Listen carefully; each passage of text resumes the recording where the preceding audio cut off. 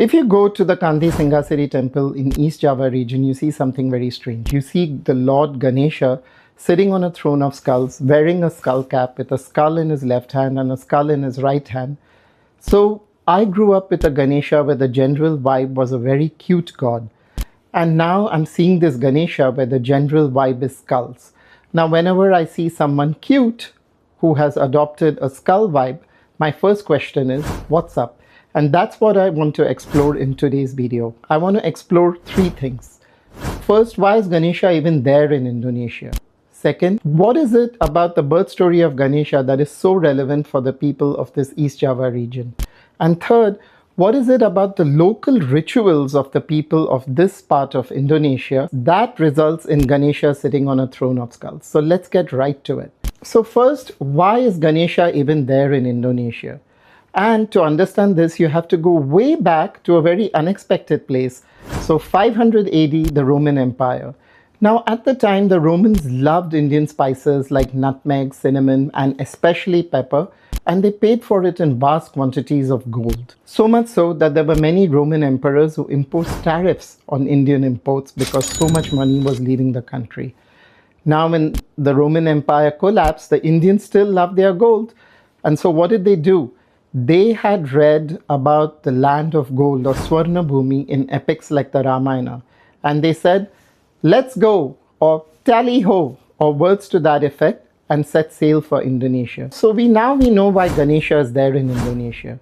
But we still have to work our way to solving this mystery of why is Ganesha seated on a throne of skulls. And to do that, we have to understand the Indian birth story of Ganesha.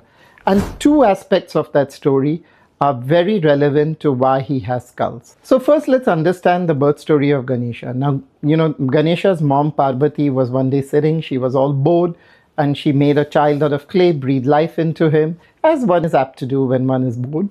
And then she said, hey, stand guard, don't let anyone in, I'm going in for a bath, which is a very reasonable request, because when you're in the bath, you just want to relax with good music and generally be left alone. Now, Lord Shiva, who is Parvati's husband, comes to the house and he wants to enter, and Ganesha says no can do. And now Lord Shiva is a very short-tempered kind of god. Now when Parvati comes out, she sees that the head of her child and the body of the child are in two separate places. And this can be really distressing for a mother to see. So she gets really upset. And you thought Shiva looked angry 1 minute ago. You should have seen Parvati's face now. And Shiva says, I'll set it right.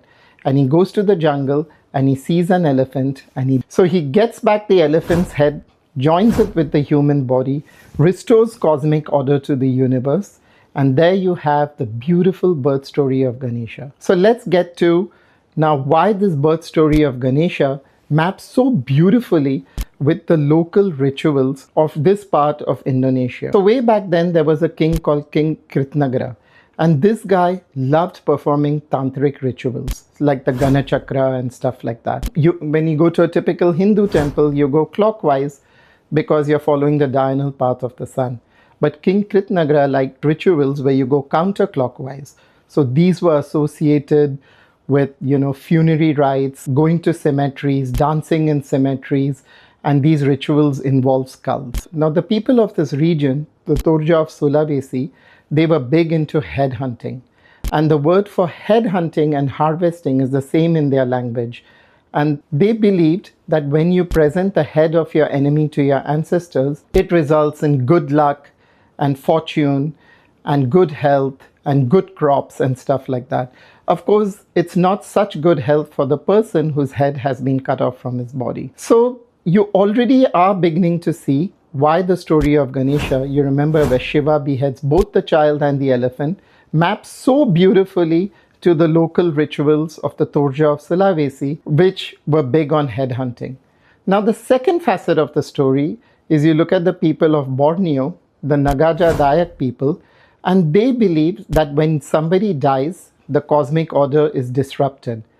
And when you ceremonially stab a person, the cosmic order is restored. So now you see the second part of the story. When Shiva joins Ganesha's head to the human body, he restores cosmic order to the universe.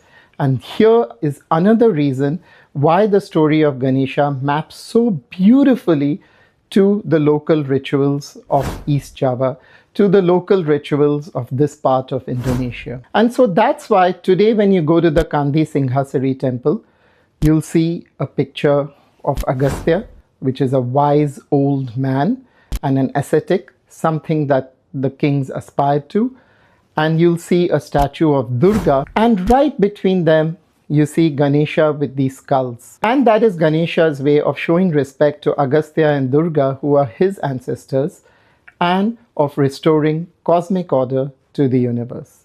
I hope you enjoyed this video. If you enjoy videos on Indian history, mythology, Buddhism, please consider subscribing for this channel. I hope you have a lovely week and enjoy the next 7 days that lie ahead. Bye.